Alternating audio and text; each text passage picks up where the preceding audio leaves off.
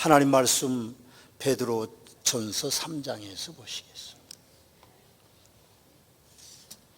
베드로전서 3장 8절 말씀부터 봉독해 드립니다. 마지막으로 말하노니 너희가 다 마음을 같이하여 동정하며 형제를 사랑하며 불쌍히 여기며 겸손하며 악을 악으로 욕을 욕으로 갚지 말고 도리어 복을 빌라. 이를 위하여 너희가 부르심을 받았으니 이는 복을 이어받게 하려 하심이라. 그러므로 생명을 사랑하고 좋은 날 보기를 원하는 자는 혀를 금하여 악한 말을 그치며 그 입술로 거짓을 말하지 말고 악에서 떠나 선을 행하고 화평을 구하며 그것을 따르라. 주의 눈은 의인을 향하시고 그의 귀는 의인의 간구에 기울이시되 주의 얼굴은 악행하는 자들을 대하시느니라 하였느니라. 너희가 열심으로 선을 행하면 누가 너희를 헤아리요. 그러나 의를 위하여 고난을 받으면 복이 있는 자니 그들이 두려워하는 것을 두려워하지 말며 근심하지 말고 너희 마음에 그리스도를 주로 삼아 거룩하게 하고 너희 속에 있는 소명에 관한 이유를 묻는 자에게는 대답할 것을 항상 준비하되 온유와 두려움으로 하고 선한 양심을 가지라. 이는 그리스도 안에 있는 너희의 선행을 욕하는 자들로 그 비방하는 일에 부끄러움을 당하게 하려 하심이라. 선을 행함으로 고난을 받는 것이 하나님의 뜻일진데 악을 행함으로 고난받는 것보다 나으니라. 연습하기도 어려우셨을 텐데 감사합니다. 오늘 말씀의 제목은 선행으로 전도합시다 입니다. 코로나 바이러스로 인하여서 온 세계가 많은 변화를 가져오고 있습니다. 많은 나라들이 코로나로 인하여서 많은 분들의 생명을 잃었습니다. 특별히 세계 최고의 선진국이라고 볼 수 있는 미국에서는 10만 명이 넘는 사람들이 코로나 바이러스 때문에 목숨을 잃었다고 합니다. 우리가 상상할 수 없었던 일들이 일어나고 있는 것이죠. 세계 최고의 선진국이고 아마도 의료 혜택도 가장 많이 받는 나라일 거다 우리가 그렇게 생각했는데 그렇게 많은 사람들이 생명을 잃는다고는 상상할 수도 없었을 것입니다. 인간은 어떤 면에서는 약한 것 같습니다. 힘이 있는 것 같으나 바이러스 하나 때문에 온 나라가 뒤집히고 많은 사람들이 생명을 잃는다는 것을 보면 인간은 어쩔 수 없는 존재다 그런 생각을 합니다. 미국은 엎친 데 덮친다더니 경찰이 흑인 포로이드라는 사람의 목을 무릎으로 8분 넘게 그렇게 누르고 있어 사망하는 사건으로 인해서 미국 전 도시에서 시위와 약탈과 방화의 사건들이 일어나고 있습니다. 교포들이 운영하는 상점들도 많은 피해를 입었다고 합니다. 잠깐 화면을 보시면 미국 사우스캐롤라이나 주에 있는 마마킴이라고 하는 식당에서 있었던 일이 있었습니다. 그 가게를 운영하는 김 사장님이 계시는데 그분이 운영하는 가게도 역시 시위 세력에 의해서 모두 다 부서졌습니다. 완전히 망가졌죠. 그림에서 보시는 대로 저렇게 다 유리창이 깨지고 부서졌습니다. 안에는 집기가 다 엉망진창이 돼버렸죠. 그런데 그 가게가 그렇다는 이야기를 듣고 미국 군인 한 명이 모금운동을 시작했습니다. 그 군인은 그 마마킴 가게를 자주 드나들었던 그 지역에 군사학교가 3개 있는데 거기에 대학생이었다고 합니다. 그가 글을 띄웠는데 마마킴 김 사장님은 좋은 분이시다. 우리가 그곳을 드나들었을 때 많은 혜택을 주셨고 우리가 술만 마실 때에 김 사장님은 몸 망친다고 밥도 주신 분이다. 그렇게 올리고 그분은 또 자신이 다니는 그 학교에도 많은 기부금을 그렇게 여러 번 내신 분이라 그런 내용을 싣고 우리가 그분을 도와야 되지 않겠냐. 그 모금운동이 $5,000가 목표였다는데 시작하자마자 $15,000로 올라가고 생각해 보면 그것이 약 2천만 원이 넘는 그런 돈들인데 더 많은 액수가 지금 많이 모금이 됐다고 합니다. 그 젊은이뿐 아니라 또 다른 젊은이도 모금 운동을 시작해서 그 가게가 지금 여러분들이 보고 계시는 대로 유리창도 새로 끼우고 유리창을 보호하는 그런 이제 판넬도 붙여놓고, 그리고 거기서 도움을 받거나 도움을 준 사람들이 자기의 어떤 이미지를 남기는 그런 글을 쓰고 있는 것을 봅니다. 그럼 생각해 보면 사람들이 선을 행하는 것은 위기 때 빛을 발하는 겁니다. 코로나 확산으로 인해서 우리도 어려운 시기를 보내고 있습니다. 전염병이라고 하는 것이 이렇게 무서울 일이라고는 생각도 못했습니다. 그동안에 메리스도 있고 사스도 있었고 여러 전염병들이 우리 대한민국을 덮치고 지나갔지만 이렇게 코로나 바이러스처럼 이렇게 심각해 본 적은 없습니다. 물론 우리가 알 수 없는 세대는 우리가 경험해 보지 않았기 때문에 알 수 없지만 정부는 급기야 사회적인 거리두기를 시행했고 그리고 재택근무를 시행해서 갔습니다. 그러나 여전히 대한민국은 감염에 노출되어 있습니다. 사실 사람들이 다 예민해져 있죠. 다 예민해져 있습니다. 그래서 서로 조심해야 됩니다. 거기다 개원한 21대 국회는 여야의 진영 논리로 지금도 다투고 있어서 협치를 한다고 하고, 그리고 이제 일하는 국회를 만들겠다고 시작한 그분들이 힘겨루기만 하고 있습니다. 경제는 어려움을 겪고 있습니다. 수출로 먹고 사는 대한민국인데 코로나로 인해서 수출길이 막혔습니다.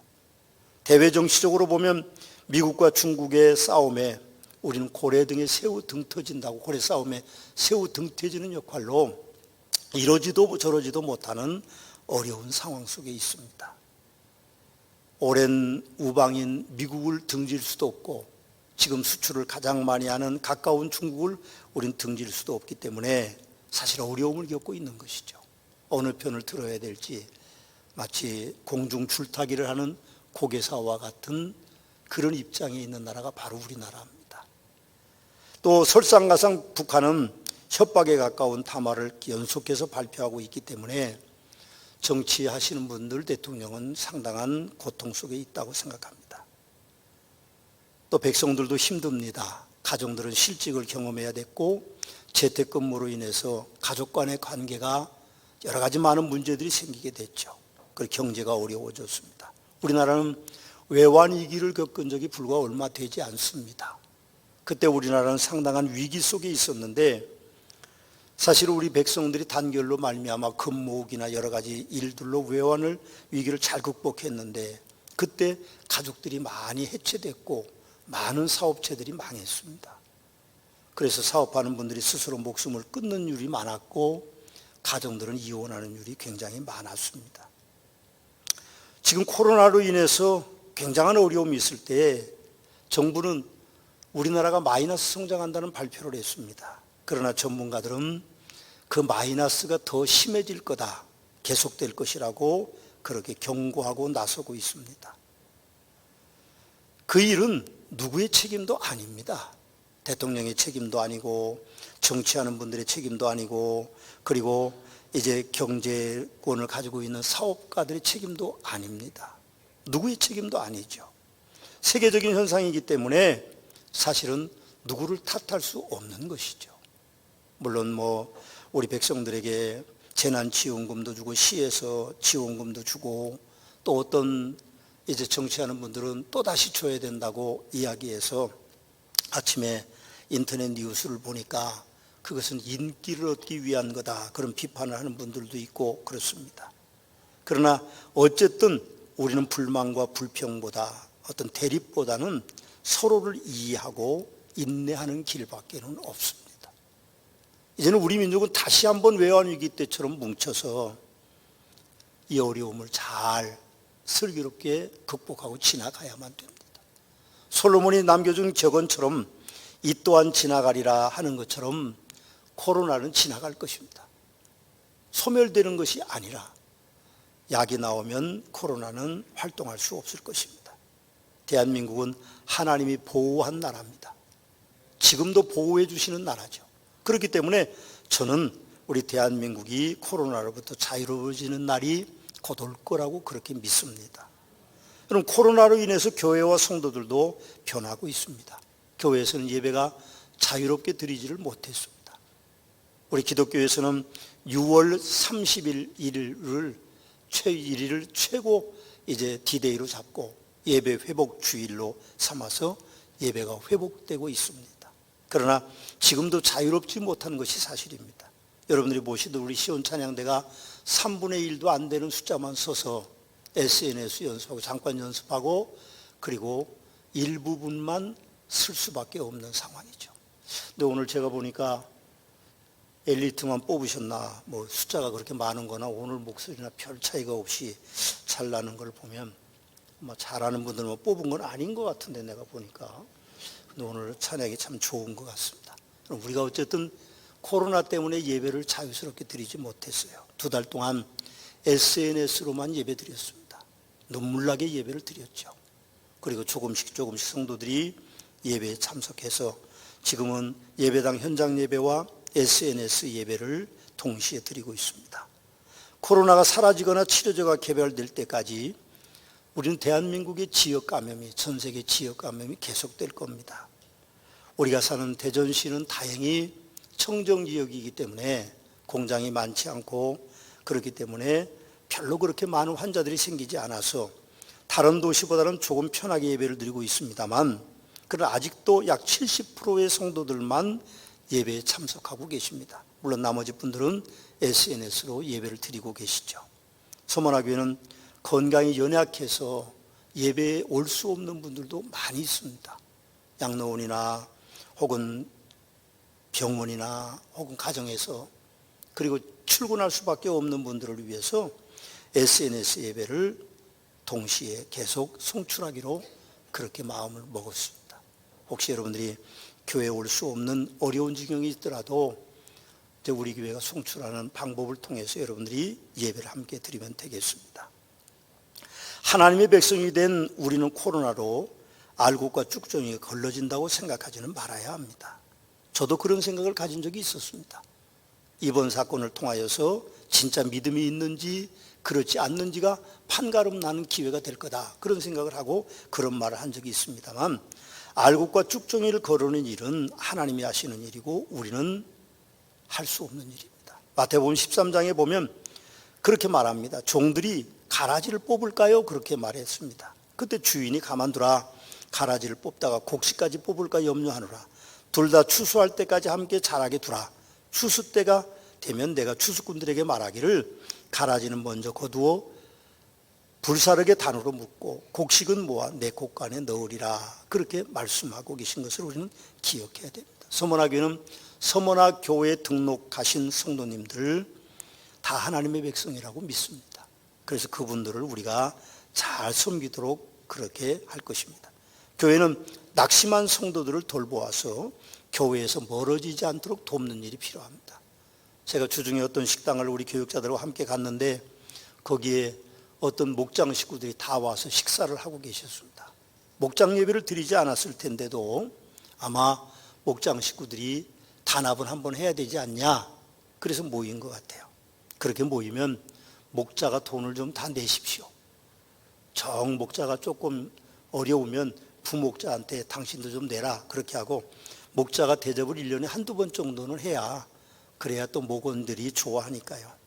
또 후배들이 나중에 본받아서 그렇게 섬길 수 있으니까 그렇습니다. 우리가 낙심한 성도들이 없도록 서로 잘 돌보는 일들이 필요합니다.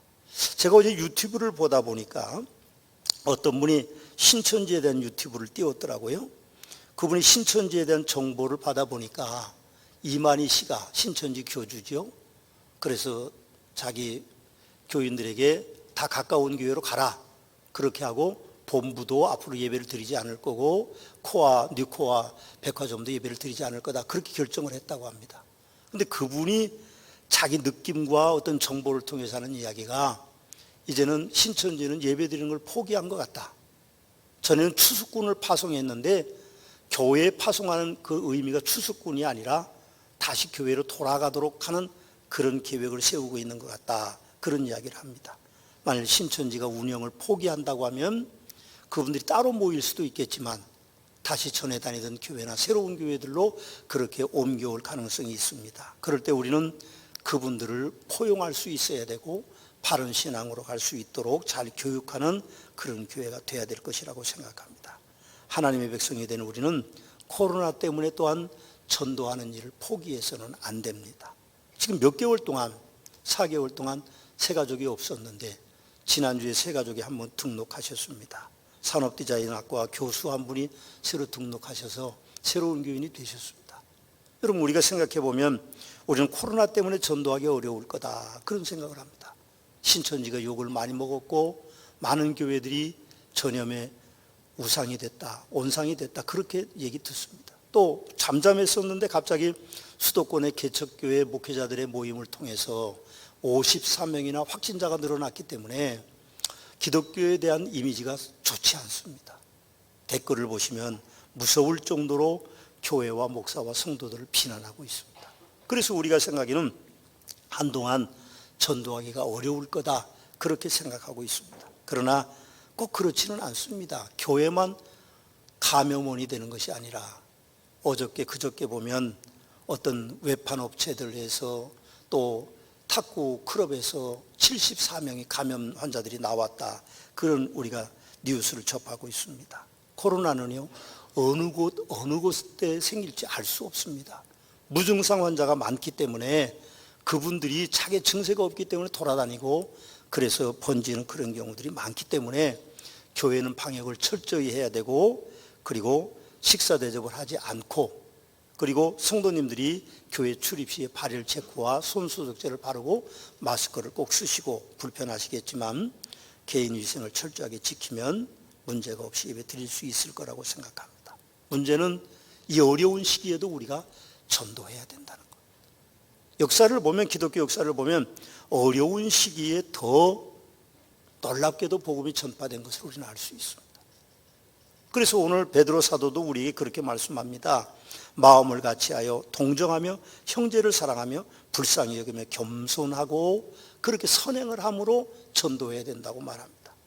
오늘 8절 말씀에 보면 5개의 형용사를 사용하고 있습니다. 그 5개의 형용사가 마음을 같이하고 동정하고 형제를 사랑하며 불쌍히 여기고 겸손하며 그런 내용들로 되어 있는데, 그것은 교회 안의 성도들하고의 어떤 선행을 말하는 겁니다. 선행은 밖에서도 할 수 있는 것이지만 교회 안에서도 해야 되는 것이죠. 그래서 우리가 서로 마음을 같이 해야 됩니다. 동정해야 됩니다. 불쌍히 여기는 거죠. 그리고 형제를 사랑하는 거고, 겸손한 그런 모습으로 선행하게 될 때에, 그럼 전도는 꼭 외부에만 있는 게 아닙니다. 우리 교회 안에도 이제 우리가 전도에 열정을 가져야 되죠. 교회 안에 들어와 있다고 다 성도가 아닙니다.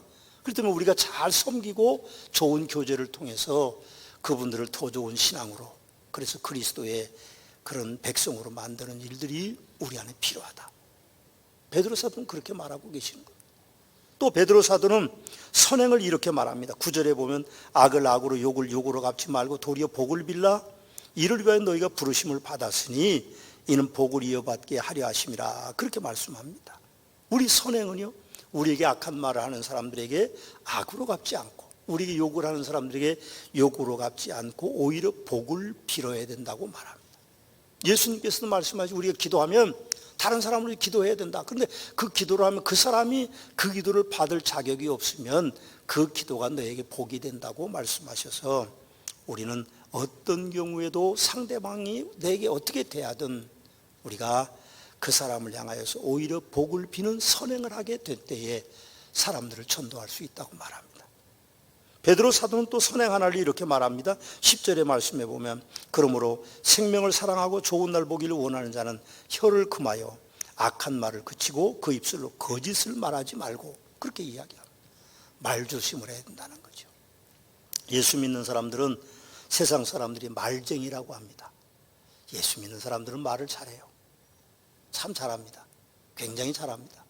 그러나 그 말 속에 거짓이 있거나 그 말 속에 악한 것이 담겨져 있다고 하면 그 말은 잘하는 것이 아니죠. 우리가 말을 조심해야 됩니다. 한번 뱉어놓은 말은 거두어갈 수 없는 것입니다. 그래서 우리는 말조심을 해야 되는데 상대방을 해하기 위해서 거짓말하지 말아야 됩니다. 10계명 가운데 9번째 계명이 내 이웃에 대하여 거짓을 증거하지 말라는 것이 아닙니까? 그래서 악한 말로 다른 사람들을 해하는 일들을 하지 않아야 우리가 전도할 수 있다는 것을 말합니다. 또 베드로 사도는 11절 말씀에서 성도의 선행을 이렇게 말씀합니다. 악에서 떠나 선을 행하고 화평을 구하며 그것을 따르라. 그렇게 말씀하고 있습니다. 그럼 우리가 화평을 구하고 선을 따라가는 것입니다. 악해서는 안 된다는 겁니다. 근데 우리는 본능적으로 악합니다. 사람들은 선한 사람이 없습니다. 본래는 다 악해요. 아담과 이브가 선악과를 따먹은 이후에 사람들은 다 근본적으로 악한 존재입니다. 그러나 얼마나 그것을 절제하고 사느냐에 있는 것이죠. 어쩔 수 없는 겁니다. 다 여러분들은 악해요. 다 악합니다. 그래서 우리가 그 악을 따라가지 않고 선을 행하고 화평을 구하면서 사는 것이 그리스도인의 모습이라고 그렇게 말합니다. 아브라함은 가나안으로 왔습니다. 그리고 그가 가나안 땅의 맹주가 되기 이전에 그의 아내가 세상을 떠났습니다. 사랑하는 세상을 떠났을 때 막벨라 굴을 돈 주고 사려고 했을 때에 백성들은 그렇게 말합니다. 당신이 하나님의 방백, 여호와의 방백이다 우리의 그렇게 이야기합니다. 아니 객이 와서 그 동네 와서 사는데 사람들은 아브라함을 향하여서 여호와의 방백이라고 말하고 있는 것을 보면 아브라함이 얼마나 선을 행하고 얼마나 화평을 구하는 사람인가를 우리는 알 수 있습니다. 여러분 그리스도인들은 아브라함의 후손으로서 선을 행하고 그리고 화평을 구하는 존재가 돼야만 됩니다. 또 베드로 사도는 12절 말씀에 주의 눈은 의인을 향하시고 그의 귀는 의인의 간구에 기울이시되 주의 얼굴은 악행하는 자들을 대하시느니라 그렇게 말씀하시므로 우리가 의로운 삶을 살아야 된다는 것을 다시 강조하고 있습니다. 하나님은요 의인을 향하신다고 그랬어요. 하나님의 눈은, 하나님의 귀는 의인의 간구를 들으시는 분이시다. 그런데 놀라운 것은 주의 얼굴은 하나님은 악행하는 자들을 대하신다 그렇게 이야기합니다. 하나님이 대면하면 그 악한 사람의 존재가 어떻게 되겠습니까? 하나님의 무서운 징계가 그 앞에 펼쳐질 것입니다. 요셉이라는 사람을 우리는 기억해야 됩니다. 10명의 형제들이 악행을 했습니다. 형들이 그를 팔아먹었죠. 죽이려고 하다 팔아먹었습니다. 그래서 은 20에 팔려서 13년 동안 3년은 옥에서 10년은 종으로 살았습니다. 그리고 형들을 만났을 때 그는 국무총리였습니다. 충분히 형들을 해할 수 있는 위치에 있는데도 그는 그렇게 하지 않았습니다. 여러분 의인을 향하시는 주님의 눈을 우리는 기억해야 되고 그리고 의인의 간구에 귀를 기울이시는 주님의 그 길을 우리는 기억해야 됩니다. 우리가 의롭게 살아야 되죠. 또 베드로사도는 13절 14절 말씀에 보면 너희가 열심으로 선을 행하면 누가 너희를 헤아리요 그러나 의를 위하여 고난을 받으면 복이 있는 자니 그들이 두려워하는 것을 두려워하지 말며 근심하지 말고 그렇게 말씀하고 계십니다. 보십시오. 그게 무슨 말씀입니까? 지금까지 베드로사도는 8절부터 12절까지 말씀에 너희가 선행하면 전도할 수 있는 기회를 얻을 거다. 그래서 오늘 15절 말씀 이제 보시겠습니다만 우리가 그렇게 선한 모습으로 살아서 이 세상 사람들이 너는 왜 그렇게 선하게 사냐 그렇게 물을 때에 그 소망에 대해서 이제 우리가 말해줄 수 있어야 된다고 말하는데 이게 무슨 말씀입니까? 13절을 다시 읽고 14절 다시 읽으면 이렇게 되어 있습니다. 너희가 열심으로 선을 행하면 누가 너희를 헤아리요? 그러나 의를 위하여 고난을 받으면 그렇게 이야기합니다. 선하게 하는데도 고난이 올 수 있다는 말을 하고 계십니다. 그럼 선행을 하는데도 효과가 없을 경우가 많죠? 오히려 역효과가 나는 경우들이 굉장히 많습니다. 그러면 지금 대한민국에 여러 가지 많은 어려움들이 있습니다. 정의연이나 그런 많은 어려움들이 있는데 물론 단체들이 부정과 부패가 없어야 되지만 어쩔 수 없는 경우들도 많이 있겠죠. 그러나 우리가 기독교가 이 땅의 모든 복지시설의 80% 정도를 차지하고 있습니다. 고아를 돕고 그리고 학교를 세우고 그리고 여러 양로원을 경영하는 또 다른 어떤 사회단체들을 경영하는 것이 약 80% 75에서 80% 정도 기독교에서 하는 겁니다. 그런데 세상 사람들은 교회가 뭐 하냐고 아무런 영향력이 없는 것처럼 말합니다. 우리가 열심히 의를 행해도 그러나 그 의가 고난으로 올 수도 있다는 걸 말합니다. 세상은요 어차피 사단의 세력 아래에 있습니다. 그러니 교회와 성도들의 선행을 귀하게 받아주지 않는 게 당연한 겁니다. 여러분 혹시 선을 베풀고 뭘 받으려고 하지 마십시오. 우리는 그냥 선을 베풀면 끝내는 것입니다.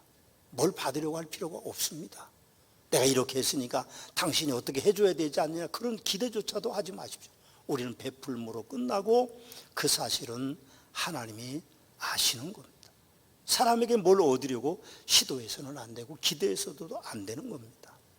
우리는 어쩔 수 없이 이 세상에 흔들림 없이 선행을 행하는 존재여야 되고 거기서 얻는 것들을 얻으려고 해서는 안 된다는 겁니다. 18절 19절을 함께 읽어보시겠습니다. 선한 양심을 가지라. 이는 그리스도 안에 있는 너희의 선행을 욕하는 자들고 비방하는 일에 부끄러움을 당하게 하려 함이라.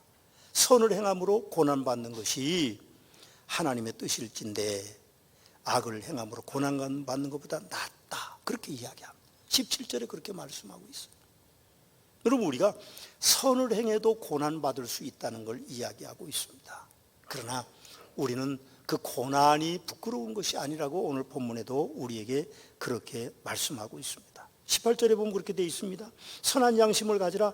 이는 그리스도 안에 있는 너희의 선행을 욕하는 자들로 그 비방하는 일에 부끄러움을 당하게 하려 함이라. 그렇게 말씀하고 있죠. 우리는 선을 행해야 됩니다.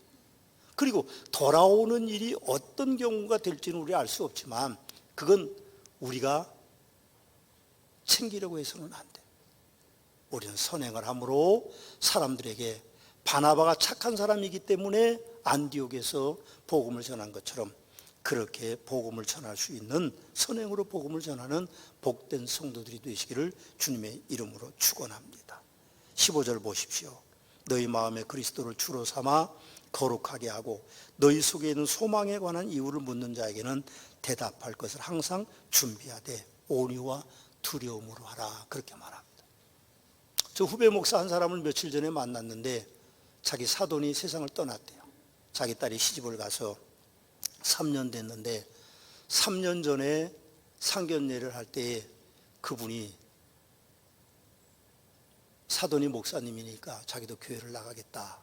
그렇게 해서 3년 동안 신앙생활을 했대요. 건장하고 60이 조금 안 되신 분인데 암말기 판정을 받고 2개월 사시다 세상을 떠나셨대요. 안타깝죠. 사실은 그렇게 건장하시면 60도 안 돼서 그런 가족들이 다 애타게 그렇게 하고 그러는데 그분이 그렇게 이야기했대요. 나는 예수 믿는다. 천국에 간다. 그러니까 너네들도 예수 잘 믿어 천국에 오고 나를 연명치료할 생각하지 말아라. 나는 기쁘게 하늘나라 간다. 그렇게 하고 하늘나라를 가셨대요. 그럼 보십시오. 그 소망이 있는 분 아닙니까? 우리도 소망에 관한 이유를 묻는 자들이 돼야 됩니다. 그렇게 물음을 듣는 자들이 돼야 되죠. 그때 우리는 뭘로 항상 준비해야 됩니까? 온유와 두려움으로 해야 된다. 선행으로 사람들에게 선한 것들로 우리가 준비하여서 사람들에게 예수 그리스도를 증거하는 복된 성도들이 되시기를 주님의 이름으로 축원합니다.